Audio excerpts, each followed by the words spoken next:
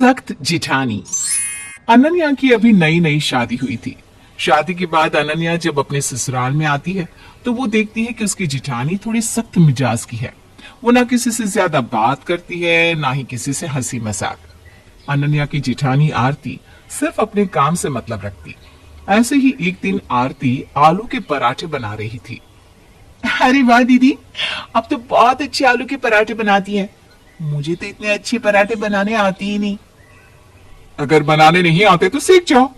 मैं यहीं खड़ी हूँ, जैसे मैं करती जा रही हूँ वैसे करती जाओ। अच्छा ठीक है, अब मुझे बताइएगा। अब आरती अनन्या को आलू भरना सिखाती है, पर अनन्या एक ही गलती बार बार करती है, जिस वजह से आलू के पराठे उससे बन नहीं पाते। ये देखकर आरती को अनन्या पर गुस्सा आ जाता है। तुम्हारे घर वालों ने तुम्हें खाना बनाना नहीं सिखाया क्या, जो तुम एक ही गलती बार बार कर रही हो? अगर इसी तरह से एक ही गलती बार बार करोगी तो कभी भी आलू का पराठा बनाना नहीं सीख पाओगी। आखिर सारी जिंदगी मैं तो तुम्हें बनाकर नहीं खिला पाऊंगी आलू के पराठे। मैं कोशिश कर रही हूँ, जल्दी सीख जाऊंगी। इतना बोलकर अनन्या पूरे ध्यान से आलू के पराठे बनाने लगती है। अनन्या को पराठे बनाते देखकर आरती वहां से चली जाती है। अपनी जिठानी का इतना सख्त मिजाज देखकर अनन्या घबरा जाती है। वो अपनी जिठानी से डर डर की ही बातें करती। ऐसे ही एक दिन आरती मार्केट से सब्जी लेकर आती है और घर में आती ही अनन्या से कहती है, बाहर आंधी तूफान चल रही है, मौसम बिगड़ा हुआ है। तुम्हें इतना भी अंदाजा नहीं है कि छत पर सूखे कपड़े रखे हैं, उन्हें उतार कर ले आऊं? क्या मौसम खराब हो चुका है? मैंने ध्यान नहीं दिया, मैं अभी कपड़े उतार कर ले आती हूँ। इतनी ज्यादा लापरवाही अच्छी बात नहीं है। अब तुम्हारी शादी हो चुकी है, रहने दो।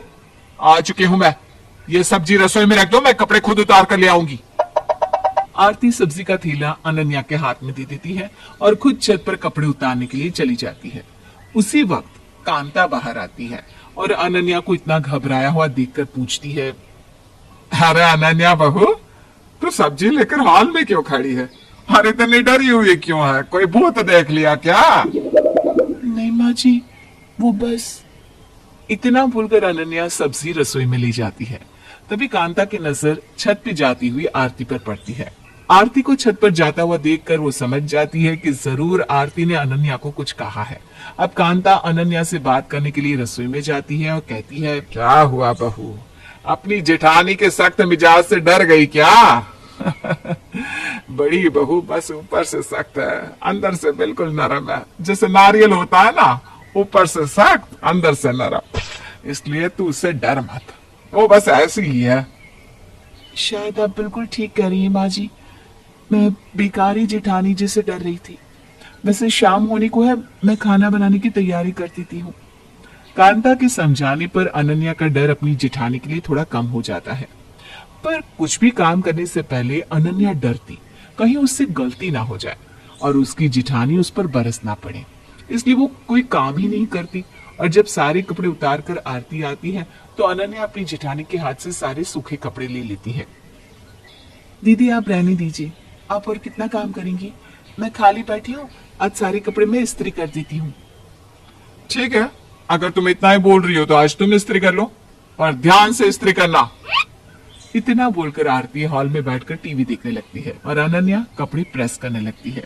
अपनी जेठानी को आराम से टीवी देखते हुए देखकर अनन्या मन ही मन खुद से कहती है, सही कह रही थी माँ जी, ये बस दिखती सख्त मिजाज की है पर है नहीं।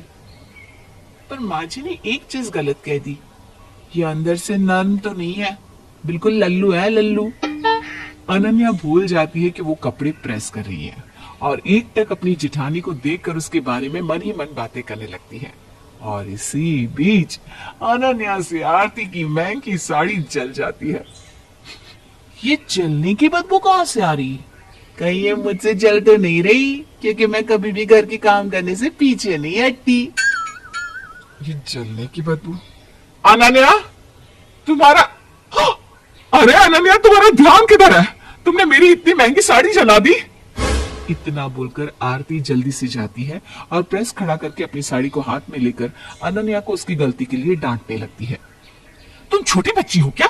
हमेशा कोई ना कोई गलती करती रहती हो। आखिर तुम्हारा ध्यान किधर था? इस तरह से कपड़े प्रेस किए जाते हैं क्या?